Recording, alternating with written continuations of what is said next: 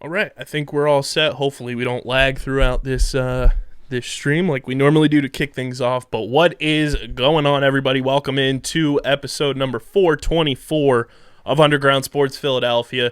Kind of an underground radio show day today. We're going to have successive shows going all throughout the night. So we're kicking it off here on Underground Sports Philadelphia right after this. Top Bins will be live over on our Facebook page. And then it'll conclude with myself and Dylan for streamer season around 9 o'clock. So strap in for some Underground Sports Philadelphia content. We got a lot to dive into on this show from the Phillies, the Sixers, and the NFL draft. But before we get started, make sure you're following us on the socials, Twitter, Instagram, at UndergroundPHI. Check out the Facebook page, facebook.com/UndergroundSportsPHI. You can follow Matt on Twitter at Matt Castorina. You can follow me at KBIZZL311.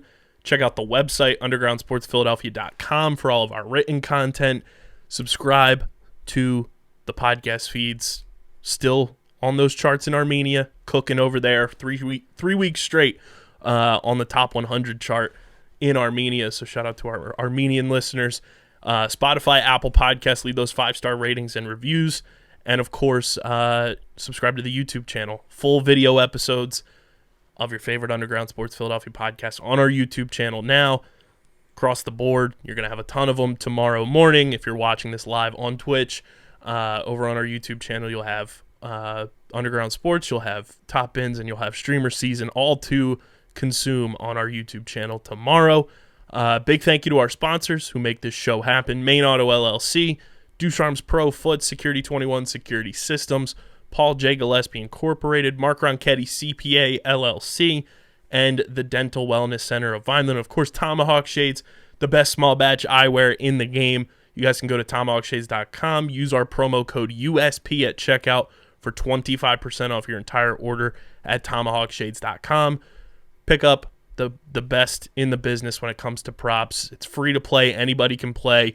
Get your final prop predictions in for the NL East run differential for the month of April, because a whole new one starts by the time we record next week for the month of May.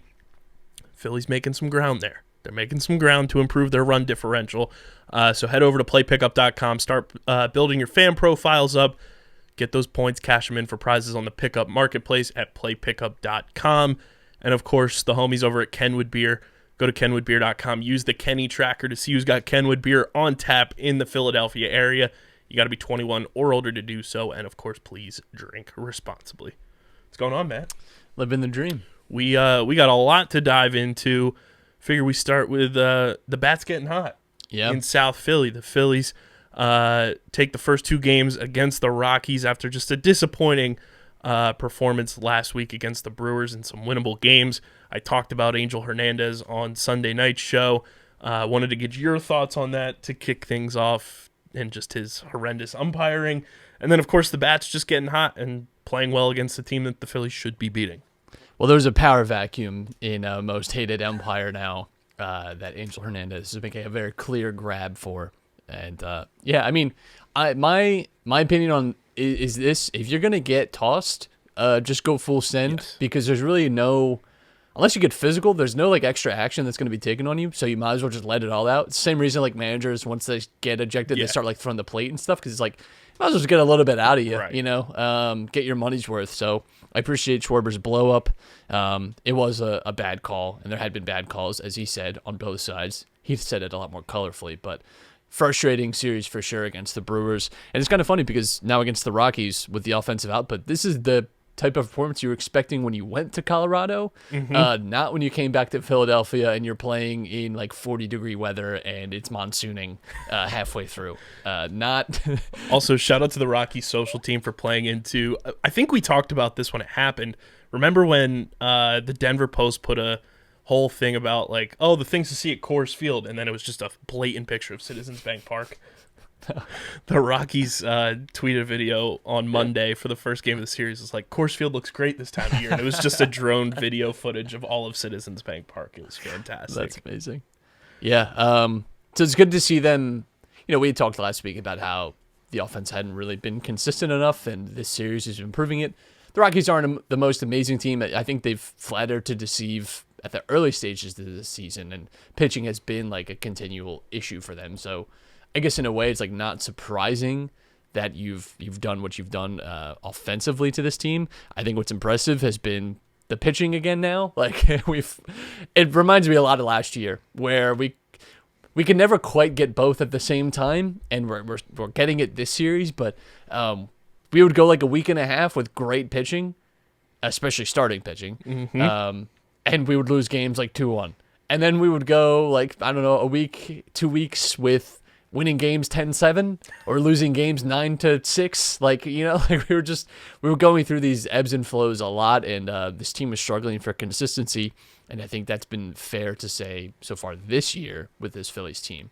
But this could be the first series win that you've had besides opening weekend against the Athletics, which not great. No. When you're several series into the year. Almost a month. And you've already lost some pivotal ones in the division, and you have a big one coming up now too. But it is good. Wins are good no matter what, no matter who against. That's what matters. The Rockies, the Athletics, those are teams that the Phillies should be winning season series against. This is what the team should be doing. So that's good. It's a good like course correction for them. Yeah, 100%. And I think the biggest thing I'm taking away from this is like the pitching has, like you said, the pitching has looked good. It's just the runs haven't been there. The Phillies are, to start this season, the most second half team we've seen in a long time. Like in their first 5 innings of games this year, I can't even tell you the number it is, but like from innings 6 through 9, it's almost like those numbers have doubled. So they are playing from behind typically, but then when the late innings come around, they flip a switch and they're able to pull out wins when those situations happen. They're 8-10 right now, tied with the Braves in the division. But I mean, the month of May, you get a real gauntlet to kick things off for this team, and I'm pretty sure, if I'm looking at this correctly, yeah, you have 7 games, including the last couple days of April, 7 games in the next week against the Mets.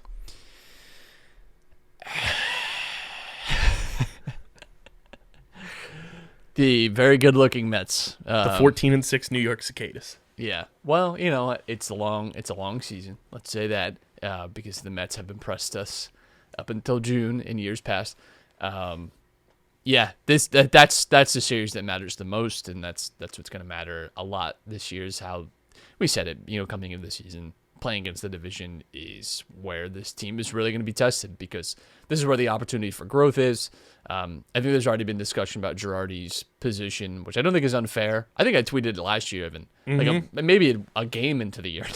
Not even the good vibes are still there then, but I think even like a month into the season, it was like, all right, like when do we start holding this guy accountable and just get it over with? Like it's like very Doc Rivers-esque, which we'll get to, but like in that we don't really need to have the playoff collapse before we know that this guy maybe just isn't it. Maybe this is not the position for us. I mean, I said it when we hired him. I questioned why he would want to leave a comfortable MLB Network job, breaking down the game where he seemed like he was enjoying himself, to come back into this high-pressure, stress-filled manager job for a team that is playing in a city that has unbelievable expectations for you, and you just fired a guy who was supposed to be, the next big thing, and then he goes out to San Francisco and he's becoming that next big thing, and Joe Girardi has really added no value whatsoever in terms of wins and losses to this team, where a manager in baseball, you don't expect them to be such a big swing in terms of, adding, 10-plus wins to a team, but that's the bill of falsehood that the Phillies front office sold to Phillies fans who don't have a brain, and Joe Girardi's just not that. He's not a guy that's going to put his hand into swinging a game one way or another, because he's he'll do that. Well, he'll he'll do it in a negative way. That's for sure. It's like when people say anything can happen. We always say that in a positive way. Like that is generally accepted as a positive phrase. Be like, apply for that job. Anything can happen. Like go to school. Yeah, anything can happen. You could do whatever you want. We always forget anything. Anything has two sides to the coin. I mean, anything. The earth could crater beneath your feet and swallow you into Earth's core. I don't know. That's a thing that could happen.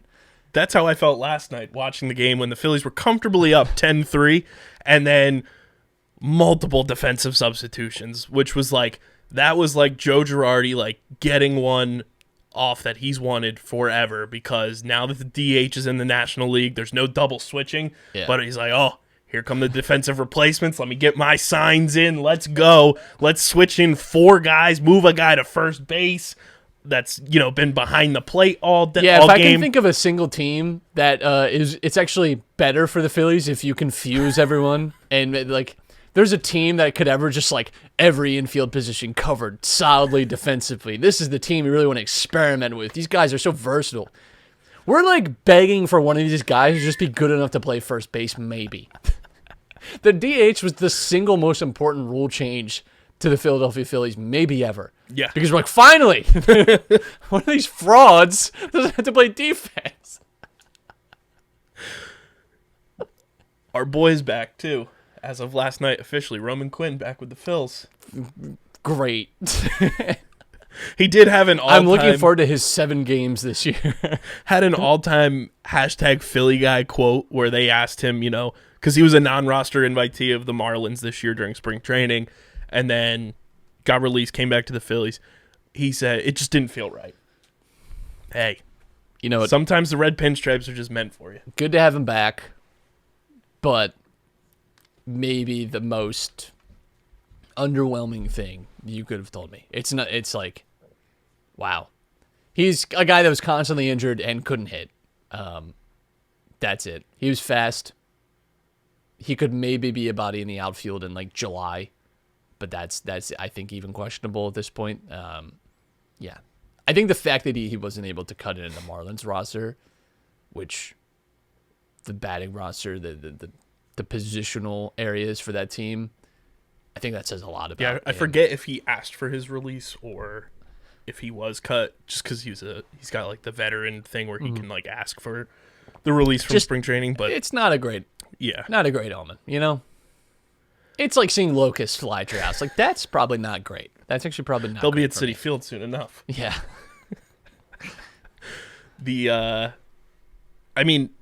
The biggest thing that I'm taking away right now is that the Phillies are hitting because Girardi's putting in consistent lineups.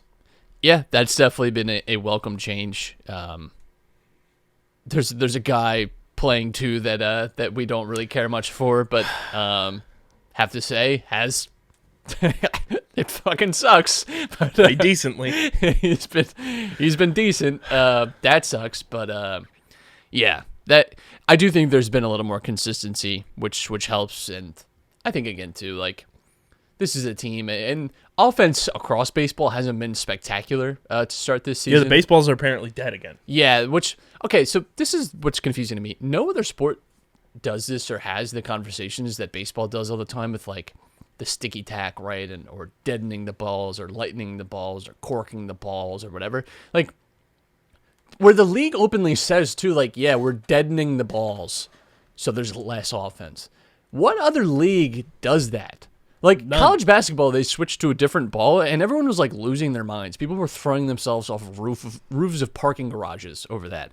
And now we're, like, at this stage where baseball just is open, like, yeah, we're just, like, whenever we feel like, are just tampering with the balls. There's just nothing you can do about insane. it. It's crazy to me that's just something we accept. That we're just like, yeah, right. That's what this year's a dead ball year. Next year it'll be better. I gotta find it. Talking Baseball tweeted stats and a graphic about like the dead baseballs and like guys' batting averages this year. Like, there's like 56 guys who are like consistent, like everyday players this year who are hitting below 200. Yeah, like, not great. That's not good. Like, I mean, if you're Rob Manfred because you want to kill baseball, that's good for you. But it's a terrible look for trying to bring people in when everybody says, "Oh, the way to fix baseball is add more offense."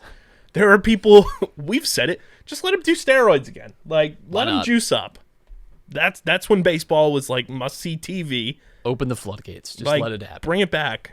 And now you're deadening the ball, and there's guys hitting below 200 for an entire month. Well, I think part of it, too, is like so much like the advancement, too, I feel like in baseball has been like more pitching oriented, and like hitters don't have the advantages maybe they used to. And I think a lot of that has to do with analytics too. And I'm not saying these are necessarily bad things, but I think offense in general is becoming harder. It's funny because offense in every other sport, because of analytics, is improving. It's getting more and more efficient and better and better. You look at that in NFL, NBA, like it's harder now to play defense in those sports.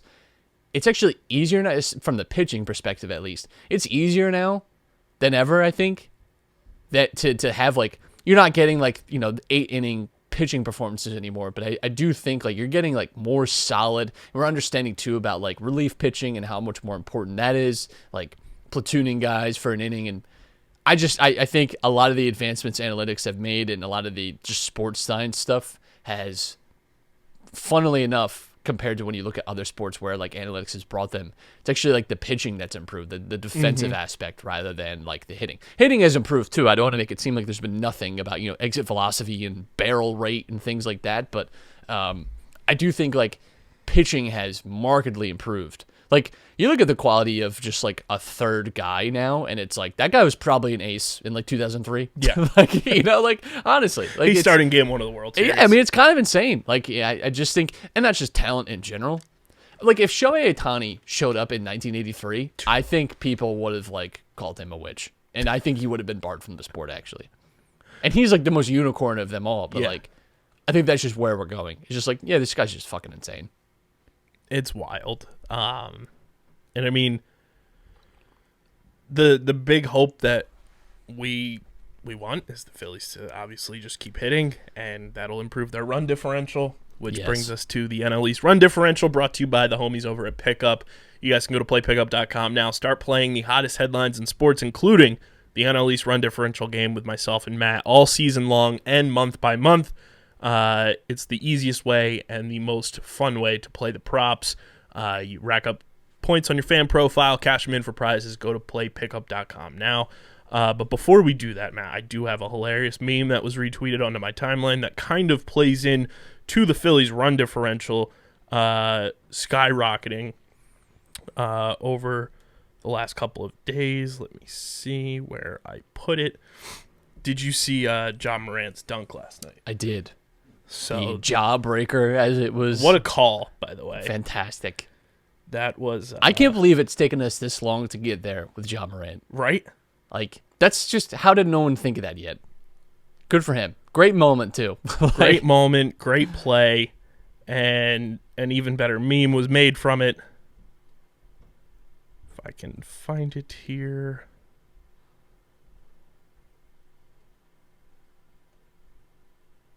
Well, I'll try. I know the Mets are in first place with the run differential. So if you want to rattle off the run differentials here we go. Mets are top of the run differential with 38. Marlins sitting at +4. Braves at -12. The Phillies +2. The duality of man. The Braves are 8-10. The Phillies are 8-10. Braves have a -12 run differential. The Phillies have a +2. That tells you a lot about. That's kind of a positive though for the Phillies in a way. Even though like a lot of the run differential correction has come over the past couple days, that's a good sign that they're below 500, but their run differential is starting to swing positive. So that should correlate to more wins. Yeah, they're in the Marlins zone where it's like, how are you below 500 yet your run differential is like not terrible. Nationals, ugh, yikes! You might want to close your ears, Nationals fans. I don't know where you're listening to us if you are, but -41. Yikes! They have 105 runs against this year. I'm just looking very briefly. That's the worst in baseball. It's like that has to be the worst. Now they've played, I think the most games. They've played 19 games already, so that is working against them. But damn, that's tough. The Reds, whose owner on like opening weekend was like openly saying like, I don't give a shit. You can watch baseball somewhere else, I guess. Have only had 93 runs against them, 3-14. Few games less, of course. They could catch up, but I think that just goes to show the Nationals in a bad spot. So, Phillies, positive. First time in a while. We will take it. Since literally, like, opening day. But but here, this has been a big contribution to the Phillies run differential. Great meme. Yes. Absolutely love it. But I mean, hey, if they can continue to hit, which the Phillies right now, if you guys are watching live, they are winning, I believe. Last I checked. Yeah. 1-0. Top of the second. So just keep winning. Like, keep scoring. Whatever's working hitting-wise right now, keep doing it. Yep. Like, Gonna have to agree with that. You're gonna have to swing through everything because the balls are dead, but figure it out, and whatever they're doing right now is working. So what I think is interesting too is like you have had a lot of like spring training issues this year, and I wonder too, like maybe normally too, like as you approach summer, you get like better offense, and they always talk about like if I was hit in July, that's out of here, whatever. I do think there's more truth to that than ever. I think also when you just think about these guys have not been worked in a lot. It is a difference when you have that like postponement and then spring training. It was a little shortened. I wouldn't be surprised if like in 2 or 3 weeks we start to see things at like a more normal level. Mm-hmm. Especially when the weather gets a little better too, Yeah. and you get guys finally kind of in a groove, because that we've seen that up close and personal kind of with Zach Wheeler over the past couple starts with him, where like he looked bad in Miami. And then this past weekend against the Brewers, although he only went 5 innings, he looked like a completely different player. Mm-hmm. So I do think the whole shortened and kind of sped up spring training has affected a lot of guys, especially on the pitching end, and then hitting wise, just timing. I think that's been the biggest issue. And one thing that I want the Phillies to do is just start taking more pitches. Yeah, it seems like every single guy in the lineup is swinging first pitch, and it's like I haven't looked. There's a great stat. It's called chase rate, which is like how often guys are. It's pretty descriptive. It's how often guys are chasing balls that are outside of the zone. I haven't looked at the Phillies numbers since like the first like week and a half, but I do wonder about where they're at with that, because I like that you Googled that and we're getting mortgage rates. You can tell it's not an advanced stat that's caught on a ton yet, because it's still getting siphoned by Chase Bank. Well, let's find out. Let's find out what mortgage we can get, Kyle. what do Us we millennials have for? to stick together, I think, to buy homes now. So we'll figure it out. But yeah, I am curious to see, because it does seem like a team that's been pretty aggressive this year. So let's see.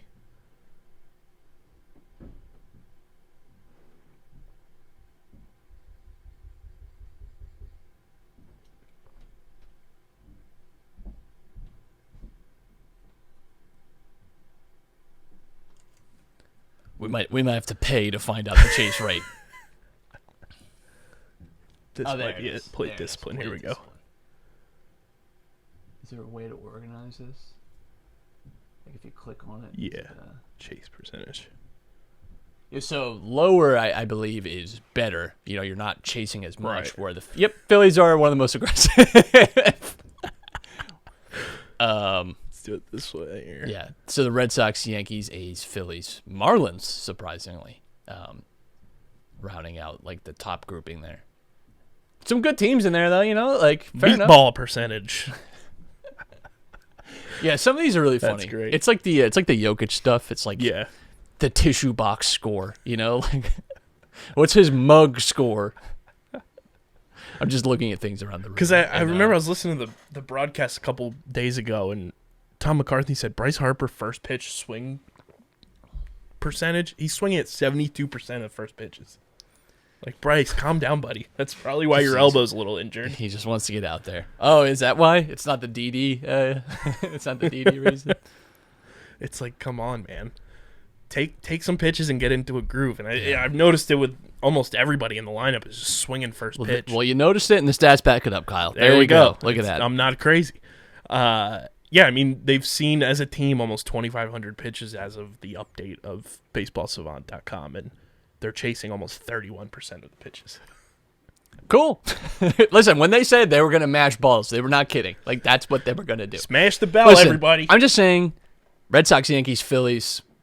Hey. You know what? If you're in that company, don't mention that the Athletics and Marlins are in there. But, like, listen, if that's the company we're going to keep, I think it's fine. Not too bad.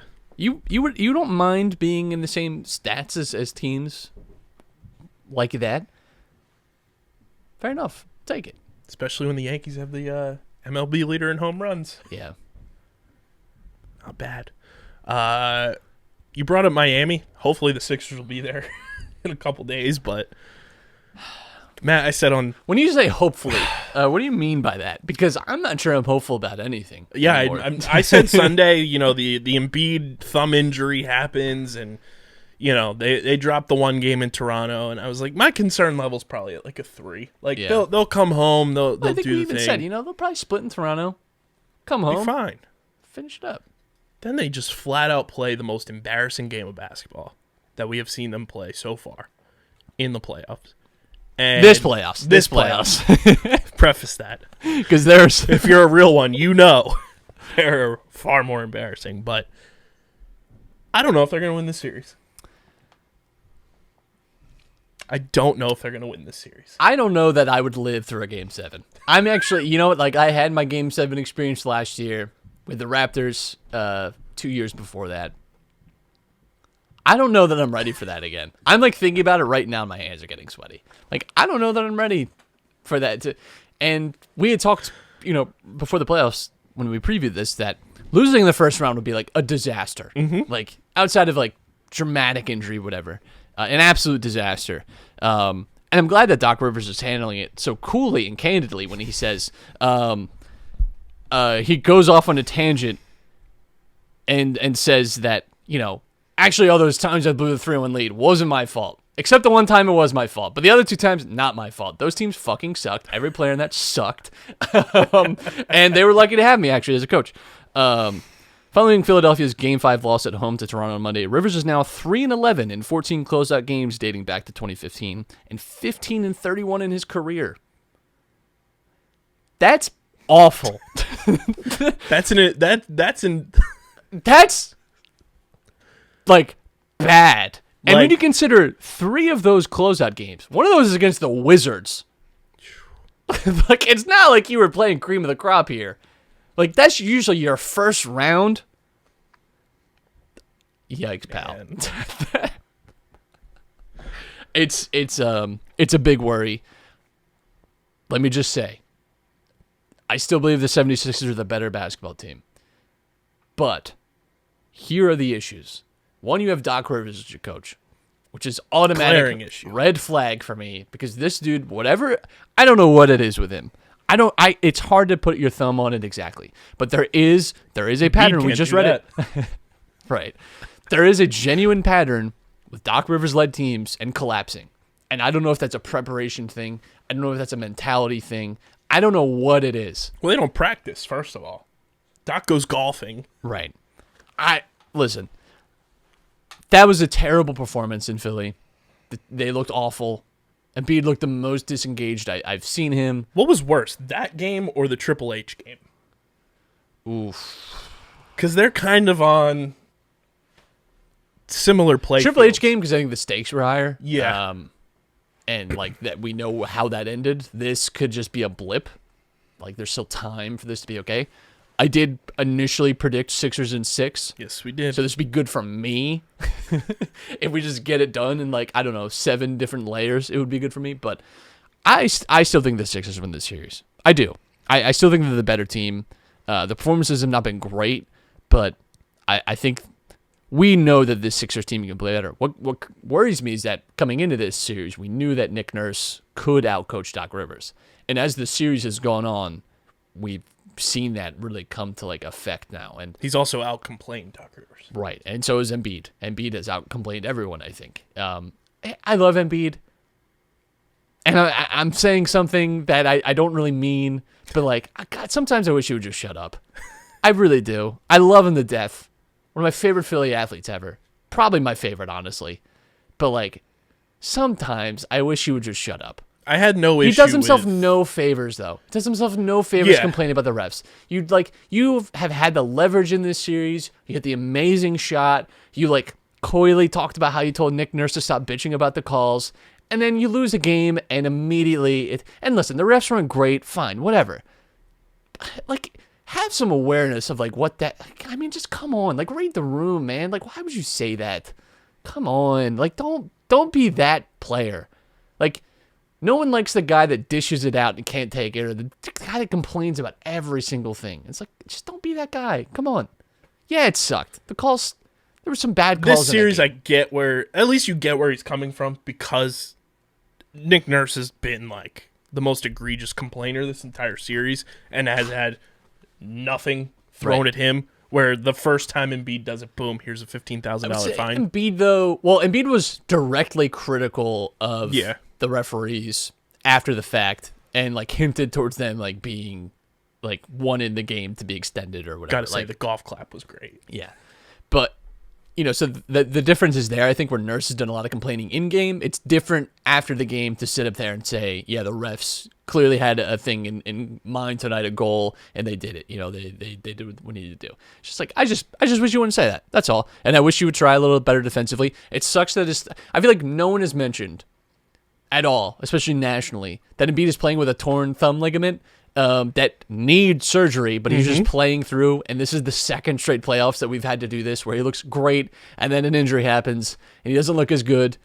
And then the team around him collapses. And Harden has been not great. Not the guy that we need him to be. And Embiid even said as much. Step up. Yeah, do better, please. Show him off. Come on. Embiid even said as much. It was like critical of him. Not critical, right? It was, if it was Ben Simmons, he would be sitting out till now. But just said he needs to be more explosive and need to want it a little bit more. And that's been a problem with Harden, though. The last few weeks has been driving to the rim has not looked good for him. And I think the Raptors have, as his series has gone on, has figured that out a little bit.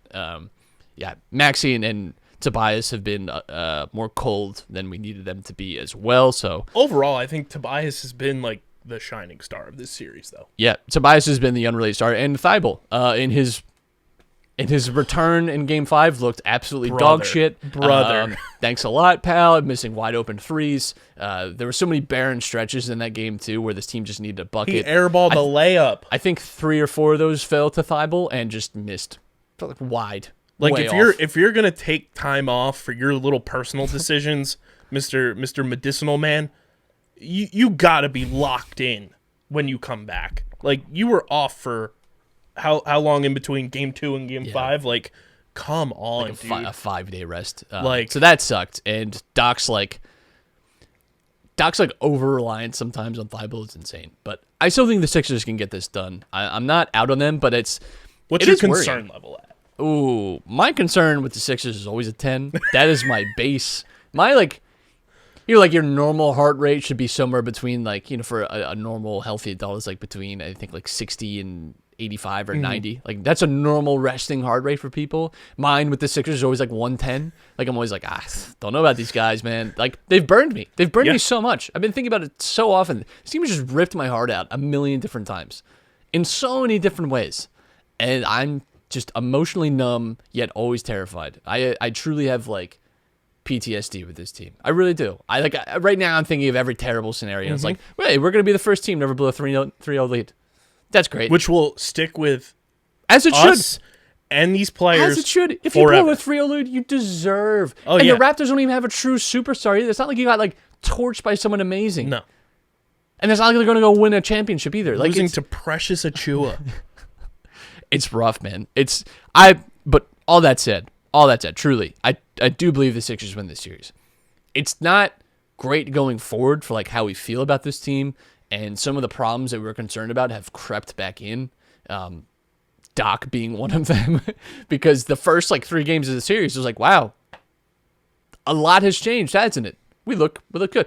I'm worried he's gonna he's gonna go back to rehab and have to play DeAndre Jordan. I was gonna say, what are the chances? I'm worried about the doctor relapse. I really am, because I think he might. I think he does that a lot.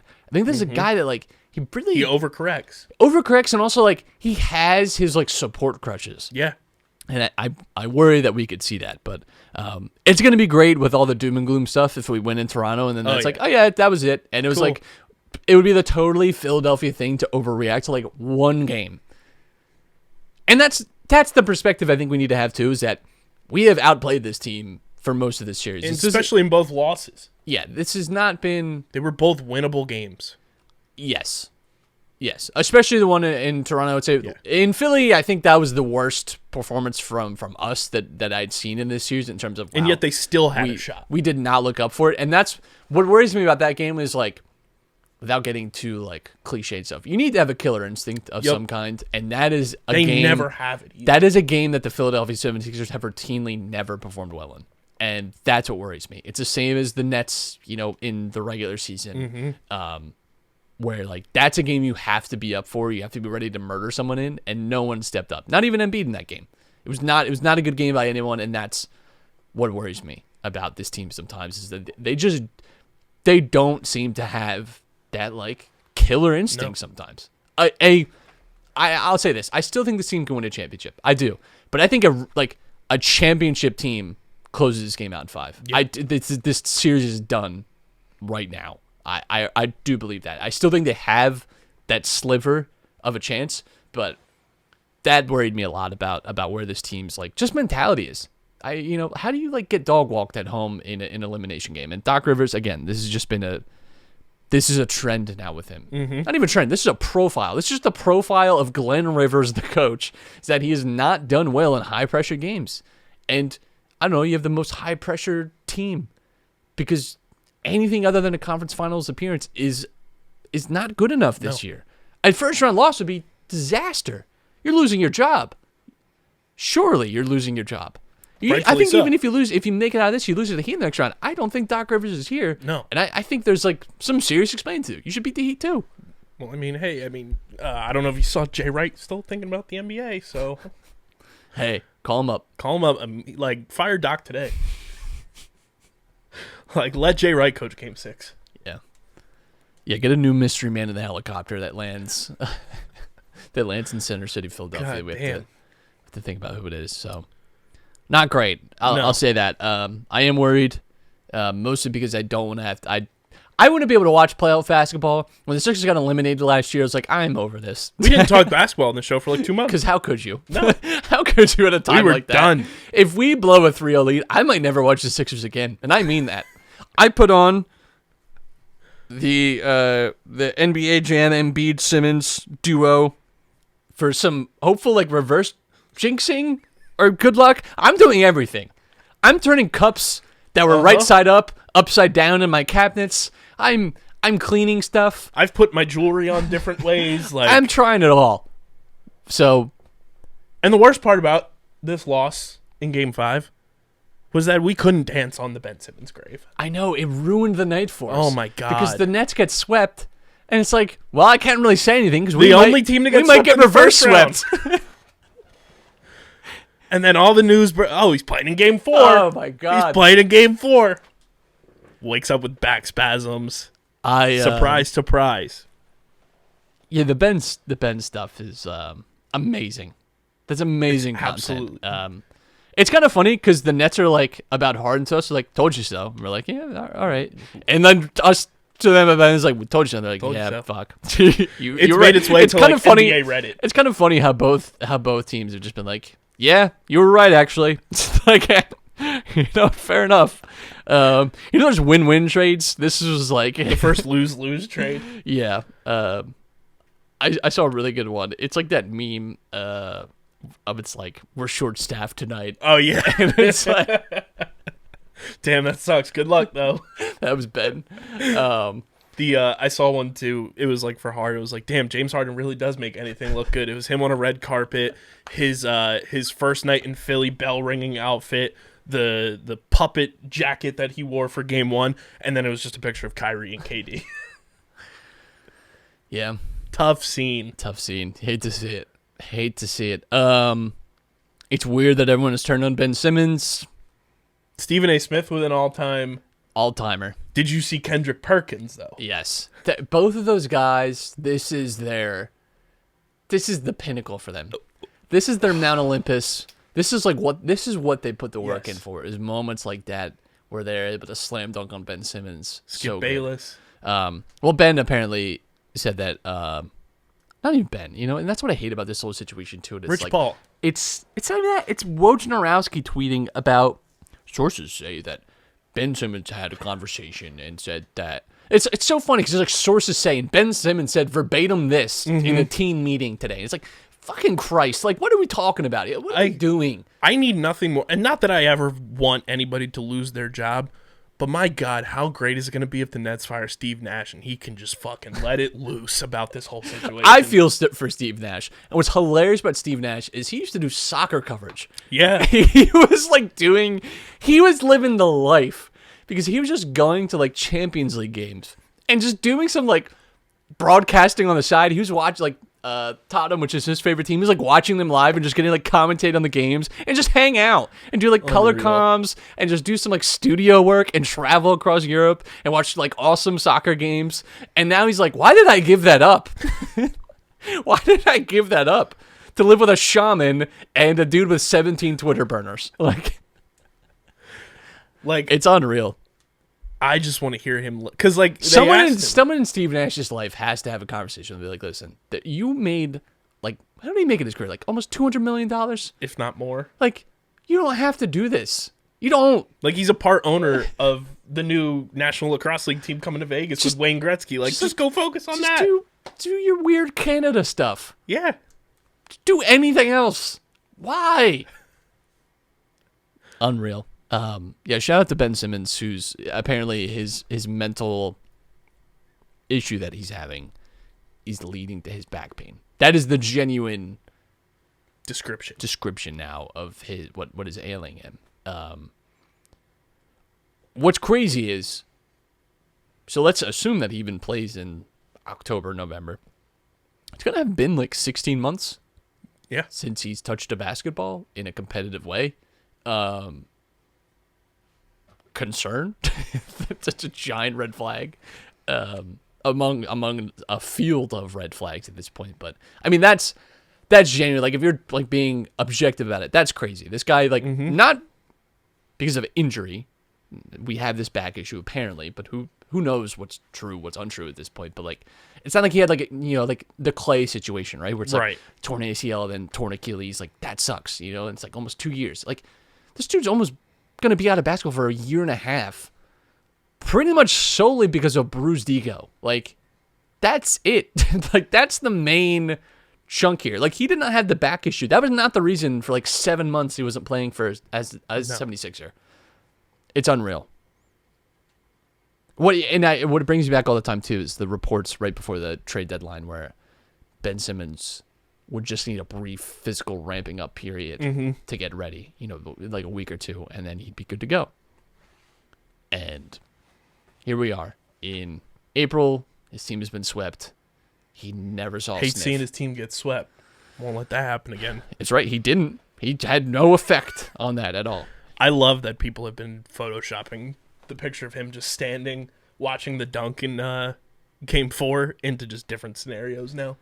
It just feels good to have been right. It is. I'm fully convinced that, like, he just doesn't want to play basketball anymore. May not. Like, that's where I'm at on him. Like, he may not. There's no explanation whatsoever. I also saw a great tweet from our guy Trill Bro Dude and said it's like the gif of the two guys kind of just staring each other down. It was like Doc Rivers and Ben Simmons meeting up in the Sacramento Kings locker room next year. No, Doc's going to be a Laker.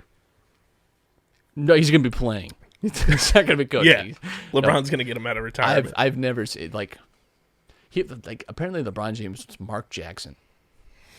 I'll tell you this. I think between Doc Rivers and Mark Jackson, you're talking about two titans for sure, but I think I still might take Doc. Yeah. Honestly. 100%. Well, maybe this conversation is all moot tomorrow night, Thursday, if the Sixers win in Toronto. And nothing would make me happier. Because, goddamn, I'm tired of the insufferable Toronto Lights. They're the worst. Listen, I'm not going to pretend like Americans are, like, noble creatures. Right. like we say the most dignified stuff. But I am sick of the Toronto stuff. Some of the tweets I've seen I'm sick of this disgusting. Canadian nonsense. Oh, my God. Supposed to be so hospitable and everything. You're Jesus. calling for, people get, like, Nancy Kerrigan. It's unreal. Well, they got their wish. There you go. Embiid got hurt. I hope you're happy, Toronto. It's the only one you win playoff series. It's the only one you can win a championship because if everyone else gets hurt, congrats. Dumb rims. You stupid rims. Also, thanks to the Sixers for forcing Game 6 because it's now on round 1 of the NFL draft night. Yeah, great. Also, NBA TV sucks. Constantly gets blacked out for me too. Depending on what device I watch it on, which makes zero sense to me. If I watch it on my TV, fine. If I try and just like watch it on my iPad on bed, when I'm in bed, doesn't work. Explain that to me, please, someone. It's so stupid. I can't say it. Thankfully, it's not as much of a problem anymore because they're going to be on like all the national stations. But let's sort that out. Can we sort that out for sports? Can we like just figure out what do I have to pay monthly to just watch my teams play a sport? What do I have to do? Because I'm not doing the cable thing. But tell me, $20 a month. Start the bidding there. We'll figure it out. Tell me. Just make it easy. Why do I have to jump through all these hoops? Right. So we have Game 6 and we have round 1 of the NFL draft, which our draft segment here is brought to you by our homies over at Bino Board. Matt, we got 2 boards coming to the studio Friday. Very excited for that. You guys can go to binoboard.com. That's BINHOBOARD.com. And use our code BINOUSP to get 10% off your board, your accessories, all that good stuff. The Team USA board sold out, but the merch still available. BINOUSP at binoboard.com for 10% off your order. I talked about this on the last episode, Matt, and I don't know if you feel the same way, and obviously you're not as big an NFL fan, but like, this is like biggest draft in a long time for the Eagles, and I truly am not juiced for it. It's a weird draft year because there's not these like big marquee guys that we're used to. Like you see a lot of this discussion with like we don't even have truly like a consensus number 1 overall pick. There's no like big quarterbacks. There's some big like wide receivers. Mm-hmm. There's a lot of like linemen and defensive players. Things that could be like really helpful to building a team, but those are not the drafts that people get like juiced up for. I wouldn't say. I think in general it's just been because I think that a lot of that is because like we've had so much other like shit to talk about with Philly sports. Like sometimes we're kind of scraping the barrel. Like all right, let's figure it. But there's just been so much else that it's like, kind of not that worried about the NFL. But it is an interesting draft though because obviously the Eagles have a lot of capital, and one thing that I've been reading and listening to a lot of people like talk about the draft that I hadn't really thought about, but I think is very true, is that this is the year that you want to have like a lot of picks because this is the like correction year for a lot of the like COVID seniors or like guys who like lost a year of eligibility. Like this is like a good mix of like actual talent that would have been in this draft anyway, and guys who got an extended year or something or whatever. Like so having like even like mid-round picks, like between 3 and 5 is actually like more valuable than it's ever been. And the Eagles have quite a few of those picks. So yeah, I think it's an interesting draft because it's probably one of the more important ones that the Eagles have had in terms of like, this is kind of your like, you're turning now hopefully into a team that's competitive again, like truly competitive. And it matters a lot who you get tomorrow night. But in the same sense, it doesn't feel as big yet because also the Eagles aren't in a high position either.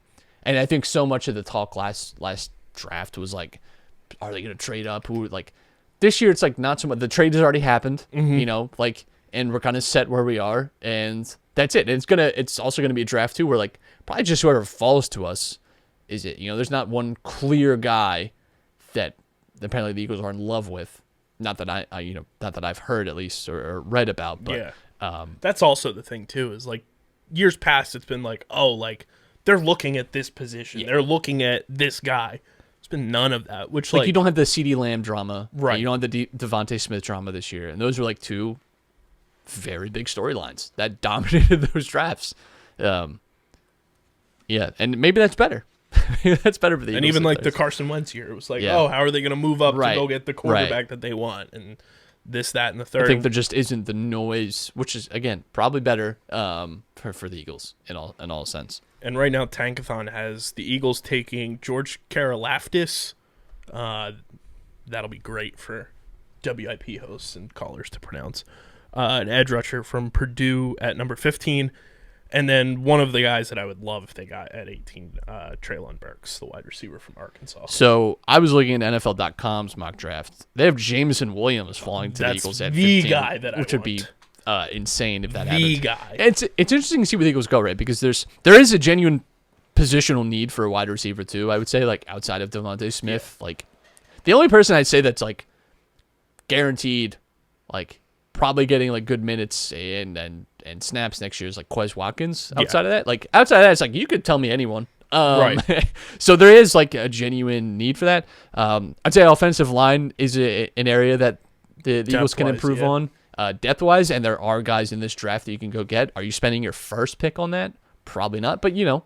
Again, I think some of this is it's a more fluid situation than it's been for the Eagles too, where it's like there are positions of need, but there are guys that are going to be available at 15 and 18 at both of those positions. There's going to be offensive line guys. There's going to be linebackers. There's going to be guys like cornerback still. Like you're going to have all those players available to you.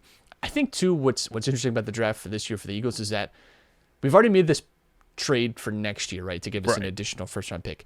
People are already, I think, mentally simulating to next offseason because we're imagining that, you know, Jalen Hurts has, I think, earned another year as a starter. I don't know that anyone is like truly imagining him as the guy going forward and like that. No, he could like surprise us this year, sure, but like I think people are already in the mindset of like you saw this crazy offseason and you're like, we'd like to get in the mix of that. Yeah. we you know, in potentially trading up next draft for one of the studs there if another, you know, like big quarterback becomes available. I think people are already kind of like jumping ahead, but you know it's all in the front office now to make smart decisions. Yeah, and I think a lot of it too is like because there's so many positional needs. I think the Eagles need across the board depth and starting wise. People are looking more in the later rounds because that's where the Eagles over the past couple of years have started to hit on picks. And guys have developed into starters from those late round picks. Yeah. Like look at Jordan Mailata, like flipped himself from a 7th round like dart throw of a pick former rugby player, and then he gets, you know, starting offensive left tackle money because he developed and turned into the player that he is. That's where I think a lot of people are paying more attention because it almost seems set in stone that round 1 they're going to go somewhere on the defense and then a wide receiver. Yeah. And if they don't, I think that's where the discourse and the disappointment will set. I wouldn't be surprised if 15 is, you know, there's like a 4 or 5 wide receivers I think are like touted in this draft, and if whoever just kind of falls to them that they like the most. Now that hasn't always worked for the Eagles. And then that 18th pick might be one of those like, you know, defensive positions or linemen or something like that. But yeah, I mean, Eagles have a ton of picks to go through, right? They have 2 in the 3rd round. They have a 2nd round pick, of course. 1 in the 4th, 3 5th round picks, which again, you know, like you could use those to move around. Could be useful too, though. You know, where you have like a lot of these like these older guys that maybe get your hands on, and then a 7th round pick. But you know, they have the capital, they have the need. I'm looking forward to it. But yeah, I mean, it's tough too because it's running up against the Sixers game. So of course, and I think one of the things too is like it'll really set in like, oh, I'm juiced for the NFL draft once it kicks off and you're watching it.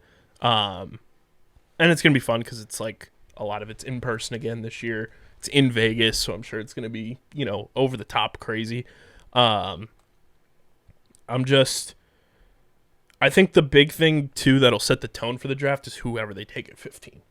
Yeah. Because after the Eagles pick, there's 2 picks in between them, obviously, and it's the Saints and the Chargers. And the Saints could easily snake you for one of those wide receivers if you don't take your guy at 15. It's funny because both those teams have similar needs, the Eagles too. Like all 3 of those teams really need, especially the Saints and Eagles need probably like an additional wide receiver, offensive help. But especially like the Chargers have a lot of the similar needs that I would say the Eagles have. So that's going to be fascinating to see where it goes. I'm excited. You know, it's weird because it's also year 2 that I think universally like. A lot of the reporting about this draft has been everyone wants to move back. No one wants to move up, though. Yes. Like, everyone who has, like, a top pick is like, actually... You can have it. Yeah. It's like that scene from SpongeBob. Yeah. Assert yourself.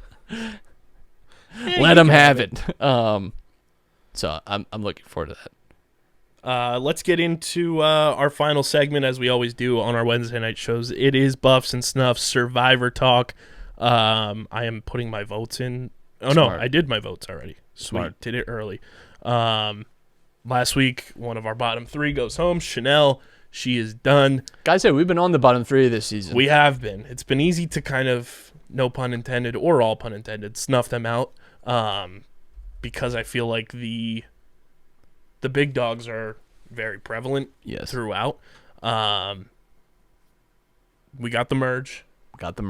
Officially. And it seems like the big alliance is starting to kind of take place. Yeah. So Chanel goes home.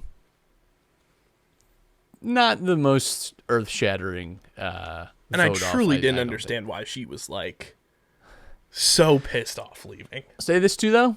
Good self-reflection on her. Yes. A lot of times this season where it's like, yeah, I think I just kind of like overestimated or like didn't quite realize, like my position. That's good. I think to have that like self-realization and reflection, I think that reflects on you well as a person. Yeah. I'll say who did not impress me this episode. I'm a little worried about is High. Kind of unraveling. Unraveled a little bit in this one. A little worried. And also, too, what's interesting is this is 2 straight votes now where someone that he's been close with, he's helped vote out. Mm-hmm. Lydia, who was like willing to go to Rocks for, gone. And now Chanel, who he was like tied to. Not deeply, but... And it seems like that's in a sense to like attach himself to this like bigger alliance that all have people that probably are closer with other people within that alliance than High. Like he's no one's number one. No. And it just feels like maybe he's definitely on like one of the lower rungs on the totem pole in the big brain trust. Like if High went home this week, I don't know that I would be floored by that. Yeah. Whereas, 2 weeks ago I was like, this guy looks great. Might win. He looks amazing. I think his position has been bad. Drea, the Thanos of this season, just collecting every advantage, gets the knowledge is power advantage, which is the most overpowered advantage, especially in a season like this where you literally know everyone who has an idol. Everyone on Survivor Twitter was like, as soon as that happened, it was ultimate just eye roll emojis because it is the dumbest advantage. So in a normal season, it necessarily wouldn't. Right. Because there's still some, like, you don't really know. This season, literally, people have to say these, like, stupid rhymes and idioms, at the beginning of challenges. Everyone knows who has an idol. Everyone knows the 3 people that have an idol right now. They're reading from Aesop's Fables. And she also knows the 2, what are they calling it? It's like the super idol thing. Yeah, the idol that they all have. I can't remember the gauntlet or whatever they're calling it. The 3 of them share essentially that gets more powerful as less people have it. So it incentivizes you in a way to like vote people off. So she has a lot going for her. What worries me about that is I think when you can have so much on your plate, it's like you kind of get overloaded. Mm-hmm. And I just hope she uses it effectively. But in terms of like strength in the game, I mean, Jesus, like she has the thing that worries me with Drea, if you're a fan of Drea, is she is not good at playing things off. She certainly, the paint thing with Tori. The paint thing was awful. That was tough because it's like you literally have paint on your arm and like kind of hard to explain away. That was that, and then when they were in the group collective, and it's like, oh, I'm gonna go get firewood. She's not great at. She is what I would call like a calm sea person. Yes. Like when the waves start coming in, it's like you should come. You should sit on the beach. Actually, you shouldn't be out there in this. Like when it's calm water, sure. But I think Drea sometimes, Mike's been great. Mike has been amazing. Truly one of the. We got an eye, man. He's amazing. Dude, I'm telling you, if you're a firefighter from the Northeast and you go on Survivor, cool. You're my guy already. And you're probably going to be great at the game. He's such a great people person, too. So open. Everyone that has a conversation with him and goes to confession offers, like, Mike is just such a nice person. Oh, it's awesome. He's so open. He's so comfortable to talk to. We had this deep conversation. It's just like, God damn, man. I love this guy. Omer has been like... Him, Omer, and Jonathan. Which power trio. Like the most amazing 3 people. Power trio. It's great stuff. Omer's been like on a new level. Omer's been impressive. Romeo has been not impressive. Not impressive, but also great TV. Yes. Because he is just like shaken at the core. I mean, his paranoia is unreal. If he was inside of a building, I would ask him to leave for fear that it's a carbon monoxide leak. Like, that's like the level that he's at. It's amazing stuff, though. And it's hard, I have to imagine it's hard to not be paranoid at times, but yeah, tough to see. But yeah, love Omer.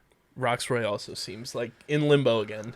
Roxroy to me just feels like solid part of the alliance. I struggled to see a path for Roxroy to win this game still, though. I don't see it. There's a few players that I think already that I don't see how they win. So with Chanel gone, we'll have a new member in the bottom three, but our top three, it's Jonathan, Mike, and Omer right now. I have to put Dre in there simply because if you have that many advantages, you have to be considered like a massive threat. I think we've gotten a lot of screen time from Mike, Omer, and Jonathan, which would lead you to believe, these are good players, stories this season. But, at this stage, I think to this stage last season, and the people that were being shown the most, didn't end up winning, right? Really, Erica at this stage of the season was still, I would say, relatively unheard of, unheard from, right? And I just think Drea she's I think largely been impressive. I do think there's some weaknesses in how she handles pressure situations, but no one is gunning for her, which is good too. Wild. It's good to be in that position. And Tori is suspicious of her, but doesn't firmly know, of course, that she has this advantage. So with that, I just think she has to be. I don't know who I knock out of that three. I think probably. I think Jonathan, just because people are very aware of his threat level. Whereas Mike and Omer, I think, are a little more under the radar. And that's what worries me about him. So I would go Drea, Mike, Omer. We also didn't mention Chanel, first member of the jury. Yes.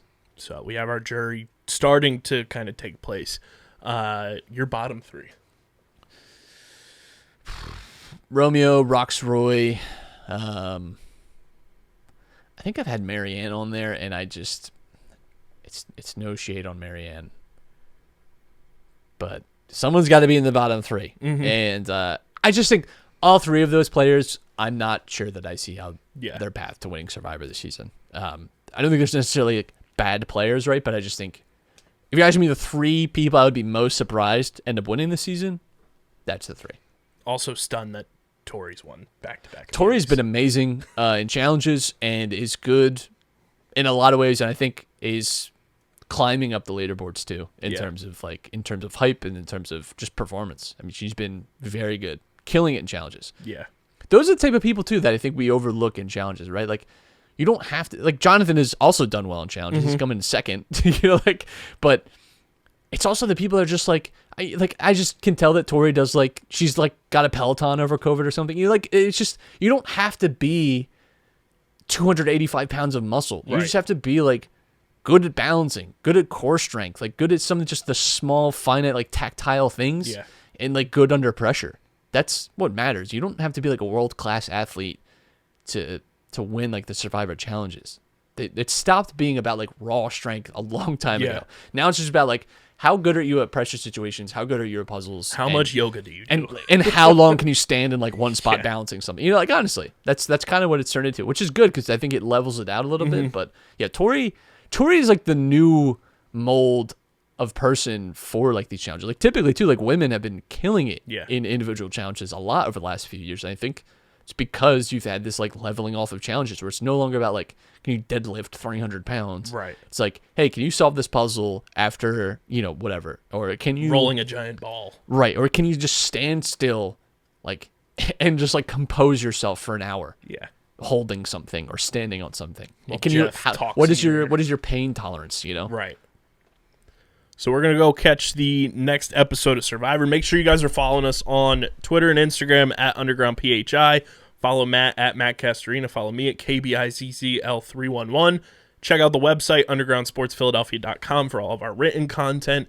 Subscribe to the podcast feed, Apple Podcasts, Spotify, wherever you get your podcasts. Leave those 5-star ratings and reviews. Let us know how you're feeling about the state of all of our favorite sports teams, your Survivor takes, all that good stuff. Leave it in the podcast reviews and leave it in the comment section on YouTube. Subscribe to the YouTube channel. Just search Underground Sports Philadelphia. hit the like button, click the bell icon for notifications so you don't miss a video, and of course, comment and get the comment section flowing on YouTube. Big thank you to our sponsors, Main Auto LLC, Ducharme's Pro Foot, Security 21 Security Systems, Paul J. Gillespie Incorporated, Mark Ronchetti CPA LLC, the Dental Wellness Center of Vineland, Tomahawk Shades, best small batch eyewear in the game. Go to tomahawkshades.com, use promo code USP for 25% off your order at tomahawkshades.com. Kenwood Beer, go to kenwoodbeer.com and use the Kenny tracker to see who's got Kenwood Beer on tap in the Philadelphia area. You got to be 21 or older to do so, and of course, please drink responsibly. And our pals over at Bino, go to binoboard.com. Thinking about, I was talking to Sarah about this, having just an office Bino league might be on the horizon. Have a chat. So binoboard.com, BINHOBOARD.com, and use code BINOUSP for 10% off your order from our pals over at Bino. This has been episode number 424 of Underground Sports Philadelphia. Tune in right after this on our Twitter and on our Facebook. Matt, Dom, rocking with Top Bins. So tune in for that. And until then, we are signing off. Peace.